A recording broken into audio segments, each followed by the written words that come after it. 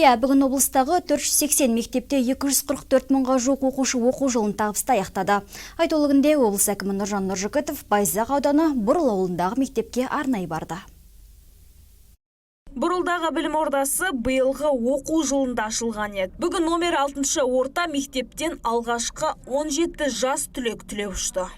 Кеші болып жатыр, қимастық сезімдер әрине бар, бірақ үлкен өмірге қадам басуға деген құлшыныстар өте көп.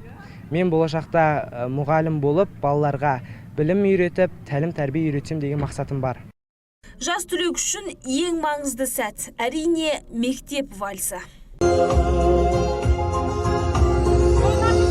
Айта кетейік, жамбылдық оқушылар жыл басынан бері халықаралық деңгейде 43, республикалық сайыстарда 139 медаль еншіледі. Соңғы қоңырауда құттықтау лебізін білдірген Нұржан Молдиярұлы жуырда облыс орталығында оқушылар сарайының жаңа ғимараты пайдалануға берілетінін жеткізді. Онда оқушылардың сабақтан кейінгі уақыттарын тиімді өткізуге барлық жағдай жасалмақ.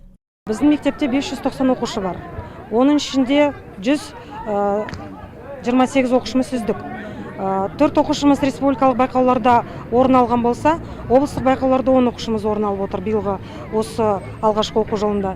Және аудандық байқауларда 35 оқушымыз жүлделі орынды иеленсе, спорттық жарыстарда бізде 30 оқушымыз жүлделі орындарды иеленіп отыр. Мерекелік іс-шара Тараз қаласындағы білім ұяларында да ерекше аталып өтті. Мәселен, Қазақстандағы үздік 100 мектептің қатарына кірген номері 45-ші классикалық гимназиясынан биыл 83 жас түлек түлеп ұшты.